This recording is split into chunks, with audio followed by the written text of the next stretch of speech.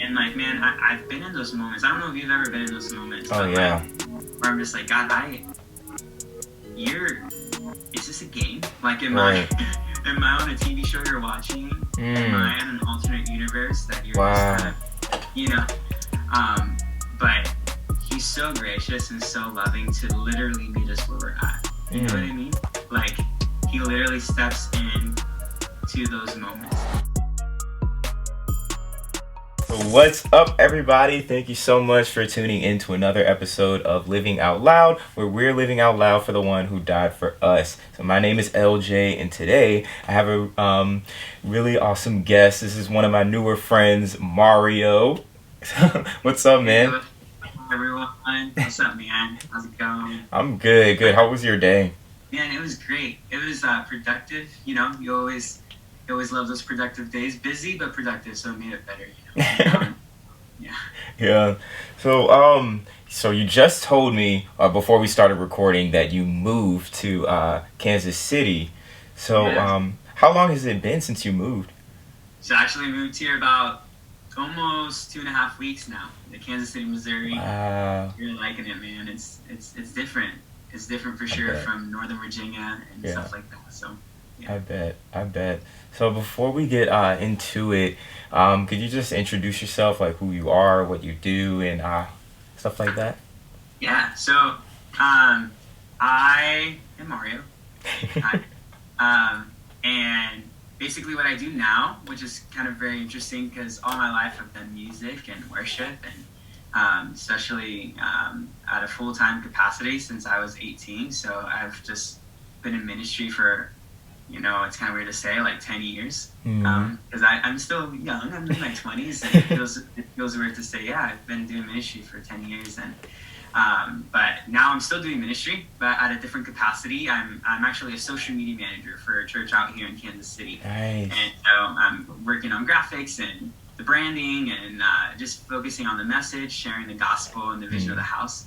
So yeah, I'm just honored to still do what God has wanted me to do. He's opened really amazing doors for me throughout the years, and I've just stepped into them, humbled and just like ready for whatever He has next. Yeah. Yeah. That's awesome, man. I'm currently the social media lead in my church, so I can definitely relate to I know making the I stalked graphics. some of your stuff. It's okay. Just a little bit. Just a little bit. Not a stalk.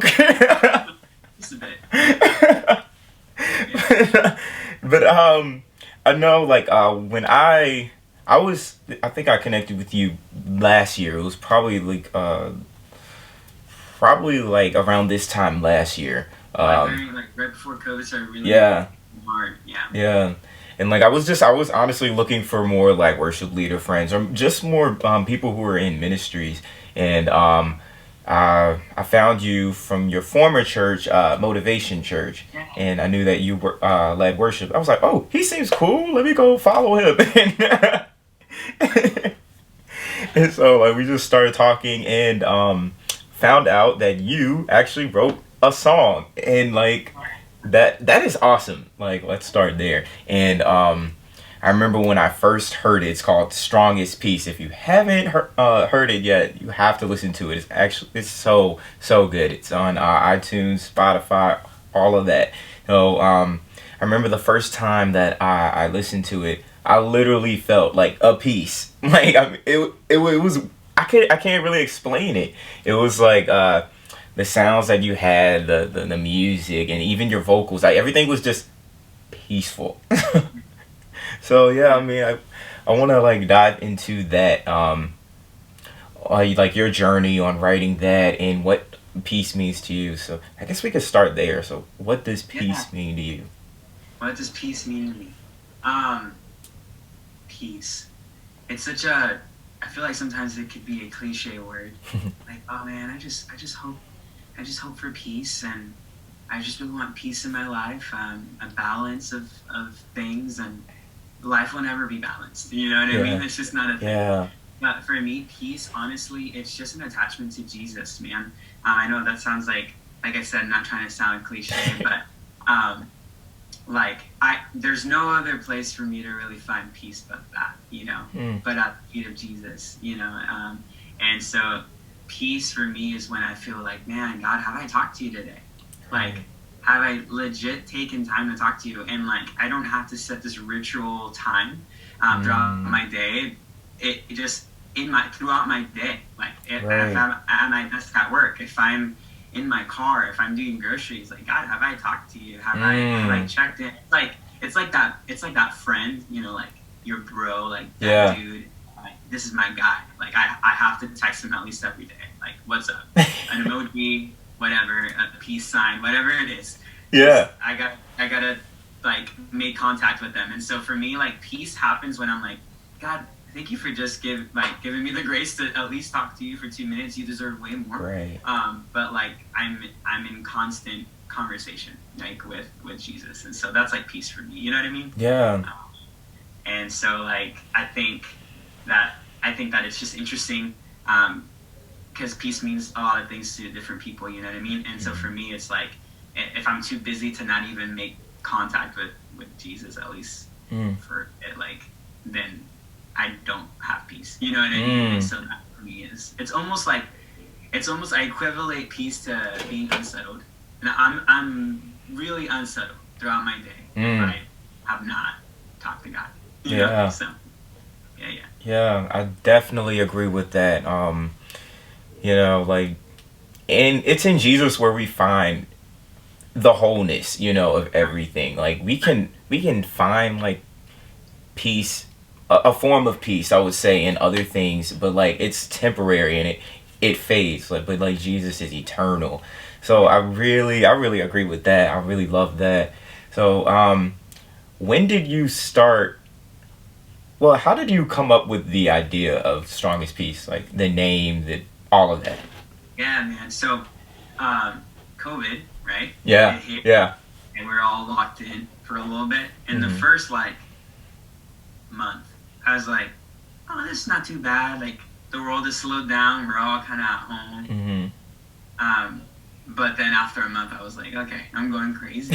Like, I'm legit like getting anxiety. You know what I mean? And so it's kind of funny because at the beginning of the year, I told myself, man, I'm going to take the initial steps to slow down, because there's never been a slowed down season for me, really. I've always been like running, multiple jobs, ministry full time with a little side gig to make more money, you know, to pay for bills, to be an adult, you know what I mean? And so I transitioned from Richmond back to Northern Virginia, which is kind of home for me. And at the beginning of the year, I was like, God, I'm just going to take the initial steps to slow down. What should I do? And one thing that came to mind was obviously like making intentional steps to like cut out the things that don't matter, you know? And for me, like, that's hard to do because I'm really big into the Enneagram, right? So I'm an Enneagram 9 with a wing 1, which 9, they could be healthy 9s or unhealthy 9s, right? You can be an unhealthy number, an unhealthy version of your number. And so like for the 9s, they tend to be like just people who are very low key and like non-confrontational and borderline sometimes can't make up their mind of like what kind of goals or dreams they want. But because I have that wing 1, I'm constantly dreaming of the next thing. Yeah. As well as trying not to create conflict with others. So like I'm constantly like, I'm the helper. So like if somebody needed like help on something or like they need support on something, I'm like the one that's like there. And I'm like, yeah, I'll take on this responsibility, or yeah, I'll go ahead and do that. I'll step in for this. Or the dreamer and the creative, I'm like, oh, like, can I see that? Can I give an input? And so I'm constantly like adding things to my plate that weren't on my plate before. And so I told God, that's it. I'm slowing down. I need to slow down. And in reality, like, I got to a point where like I just forgot the root of what I do is just to be a humble servant of the Lord and just like love him with all my heart and love his people and be someone to be in communion with him and abide with him. And so like I was in the middle of a transition and came back home and started meeting with some really strong mentors of mine, and working through some things, and just like working through some things. I know it's like vague, but like they were personal, but just like allowing God to do the work in my heart for some things that I really needed to surrender to Him. And so I grabbed this book that I've had since like last October, I think is when it came out. It was called The Ruthless Elimination of Hurry, and it's from a pastor called John Mark Comer, who is a pastor of a church in Portland, Oregon, called Bridgetown Church. And man, that book wrecked me. Like, it gave me a perspective on hurry and the poison that like a life of hurry really can be, and it affects all types of life, like all types of areas in your life. Like, it affects like your emotional state, your spiritual state. It affects, if you're married, your marriage, your relationship with people, your work ethic, like your mental health. Like, it affects all of that, you know. And I've read that book, and it just really revolutionized like the way I need to view life, and like have almost like a rule of life is what he explains, like a balance of like, God, this is how I'm gonna set my life to make sure that one, you're in the forefront of it all, exactly, and the rest is minor. Like, he's the major thing and everything else is minor. And so as I was slowing down, which is crazy, right? As I was slowing down, the world started slowing down, and I was like, everyone's slowing down with me. That's great.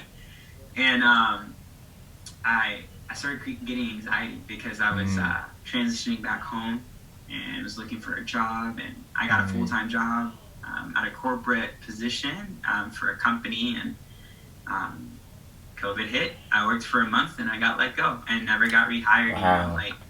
And so that created a lot of anxiety. I tend to worry sometimes, like I said, about the things that don't matter. Not that money doesn't matter and being responsible doesn't matter, but like God's gonna handle it, But sometimes I tend to worry too much about the details, and so I started feeling angst, like, and anxiety, and I don't really ever experience that. So that was like a weird thing for me, because I had never.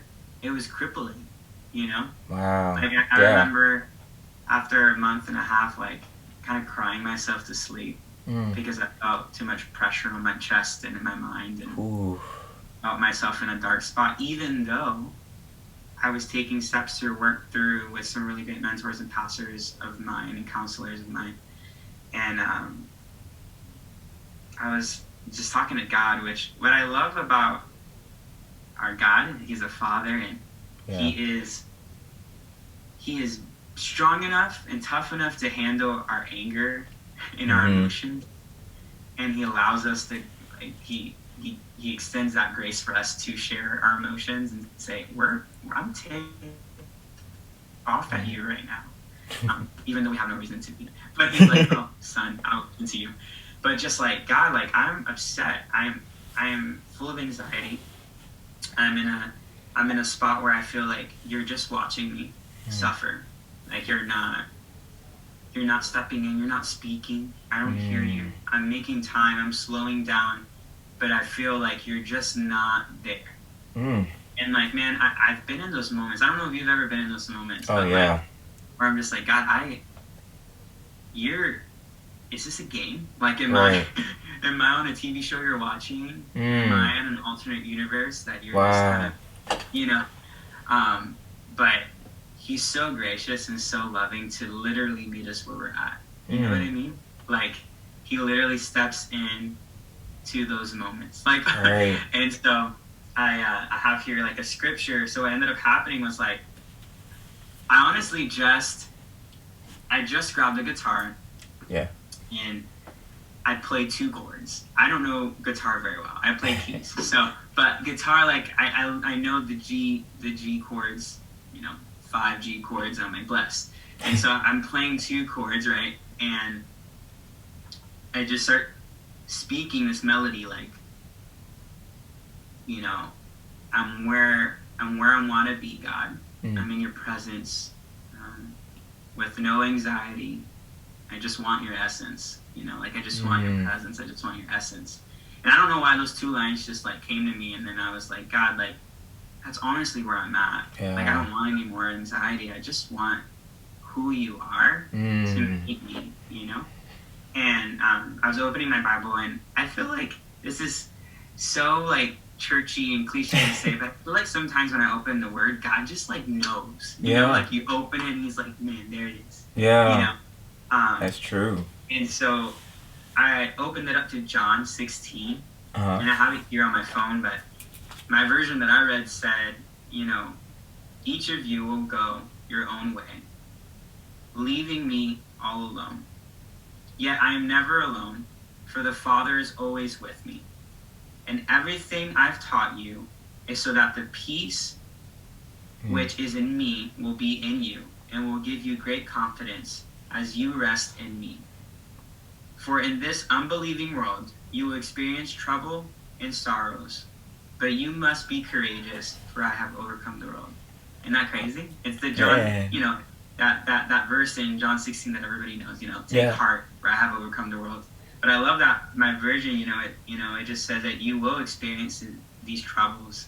And it, and that part where it says like you were all scattered, like we were all scattered and we were all in our own homes. Like literally it spoke to that season. It was like spot on. And man, I just started weeping. And I was like, God, I'm sorry. Like, why do I argue with you? I'm sorry. Like, you're always with me. Like, you're there, you know? And so that turned into, like, a prayer. Like, God, I'm where I want to be in your presence with no anxiety, just your essence. When I don't know which way to face, please, Spirit, would you set the pace, you know? Yeah. Would you set that pace of my life? And I'm no longer lost. You know, it's like these are like lyrics that literally a prayer. If you like take time to just even listen to the song and read them, it's just a prayer. It's just a prayer. And for me, I was like, He is my peace. And He's not just my peace, He's like my strongest peace. Like the most strongest peace, like I said, that I could find is being connected to Jesus. So, all that stuff to say that was how it happened. It was a personal thing for me. Yeah. I had no intentions to ever share it. I just kept singing it over myself for the next couple of months. And then I have some friends at my home church in Northern Virginia, and I told them about the song, and they have a little studio in their home, and they're like, what if we just worked on it? And I was like, yeah, it would be cool if like you played some keys. My friend Laura Ball, shout out Laura Ball, she's awesome. And she's a music producer as well, so if you ever need some help, call her up. But she's just she's such a good keys player, man, and she's a worshiper as well. So like when she plays, she put everything into perspective, and it just came to life. And then I was like, man, am I really doing this? Like, are we really gonna do this? Like, let's do it. And I'm so lucky to have some great friends that are creators, producers, musicians, photographers. My friend Laura Walters, who's also shout out to Laura, not Laura Walters, but her sister Julia. My bad, Julia Walters, and she is an awesome photographer. And so I was like, hey, Jules, like, would you do me a favor and like take some pictures? I'm thinking of releasing a single. She did a whole shoot for me, and nice. It was just so sweet. Like, it's just really cool. Because I've done worship ministry since I was 12. Like I've been leading worship since I was 12. I'm 27 now. And so like God opening some pretty awesome opportunities have allowed me to cross paths with some pretty great people. And I think that this is going off rails a bit, but I think that also like connects. That's just a cool way to see how the body of God just like works, Yeah. And so my friend Julia Walters taking some pictures for me, and then a friend I made over Instagram, just like us, a friend, his name is Nathan Hanna. He's a designer, and I said, hey man, I've always wanted you to design something for me. I've been following him for a while. I was like, I would love for you to design this cover art. I told him about the story. He's a Christian as well. And he was just like, dude, I got you. Like, and just was so grateful. Like honestly, Yeah. just grateful how it all just like panned out. I was like, Wow. I don't know what I'm doing. I've never done this before. I don't have money like this, like Yeah. let's be real. But it just worked out, and then I was like, okay, God, well, if you're making the way, then maybe I should share this song to really, hopefully, encourage others to find peace. Mm-hmm. So, Man, that was amazing. That all of it was just wow, amazing. That scripture in John 16, what version was that? I want to say that the version that I read was the Passion version. Okay. Okay. And if not the Passion version, the Amplified version. I like those two versions the most. But the Passion version, I think it's where it came from. Nice, man. But I do believe like everything that you went through, like it was for a purpose, for you to tell this story, and like it's so God, because like you said, like he put the right people in your path to like connect those dots and help you along the way. Like when I feel like when you're in the will of the Lord, like he's gonna make a way for you, so man, I'm ecstatic. just hearing like the behind the scene details and all of that. But so okay, I think my favorite lyric is probably the hook.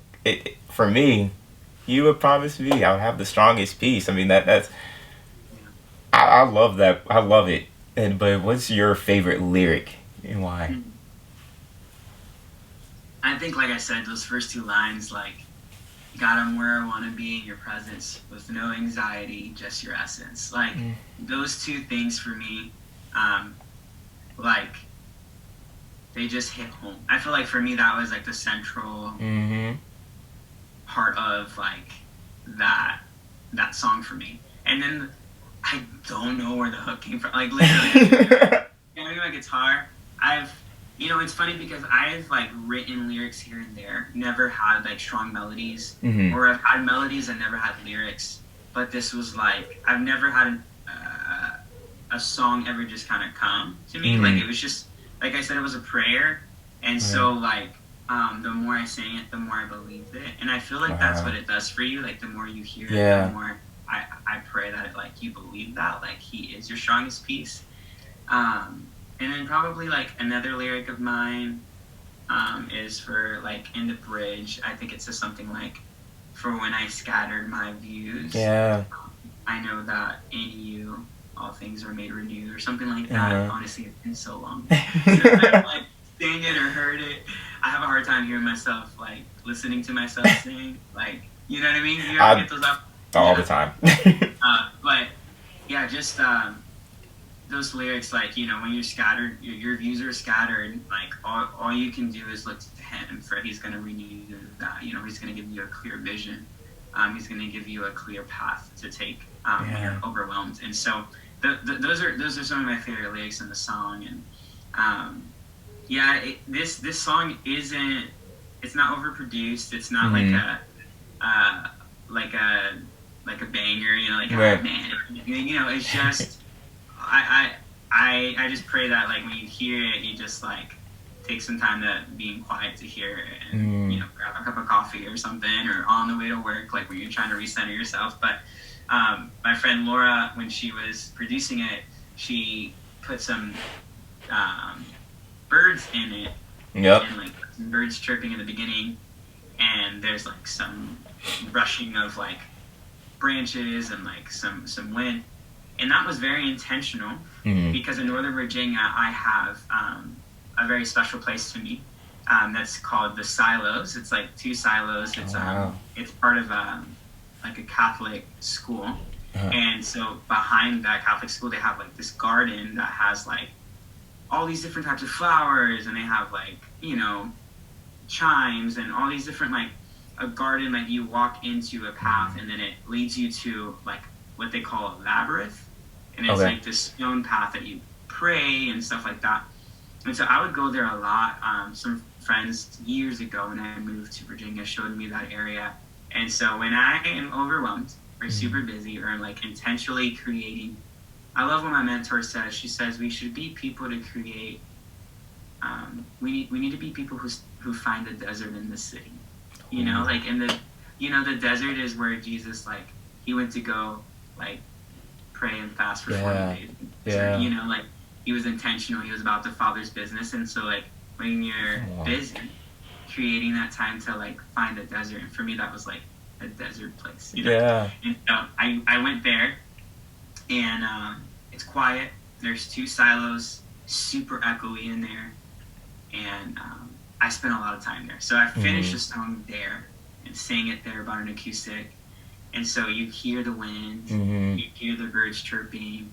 Like, it's a very peaceful spot. Right. And so she was like, why don't we incorporate those sounds? Like, because you've been in this area kind of finishing that song, and this is the sounds that you hear. And so the theme of the song is very, like, gardeny, very, it's cool. Yeah, it's really cool. I love it, man. I love it. I truly do love it. So, if someone is in a storm or in, like, a hard place right now, how do you think, like, they can find, like, that strongest peace? How exactly do they do that? Honestly, like, finding some good friends to talk about your storms. Like, That's good. Man, I have some of the greatest friends ever, and just some really great, accountable people, or people who are just there, And I remember being in that spot and just, like, sharing, like, how I was feeling with some of my guys, and then they just check up on you, man. Yeah. And I think that, like, you being vulnerable enough to share how you're actually feeling with somebody will speak to that uncertainty and that storm and settleness that you have. And then, honestly, like, reevaluate. What are you doing that doesn't matter? Or what are you doing that's too much? Just let go of it, and replace it with time with Jesus. Like, my schedule is so busy, but do those things really matter? Why don't you get off of social media for a bit? Right. Like, why don't you stop watching that show? Like, why don't you stop scrolling through somebody's Facebook and seeing what their life is like and your life is not? Like, for me, that was a big part of it too. Like, I'm gonna take a little bit of break.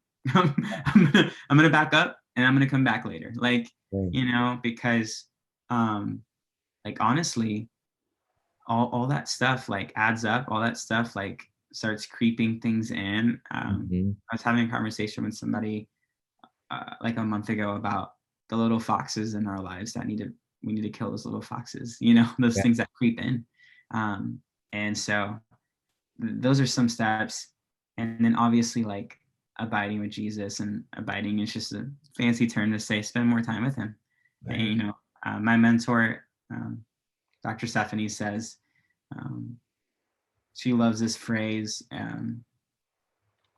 come often and stay long. Like, that's what Jesus tells us. Like, why don't you come often into my presence and stay longer than we usually do, hopefully I'm not butchering this term, but I think that's what she says. But yeah, just like, it sounds good. Come more often into the presence of God and stay longer.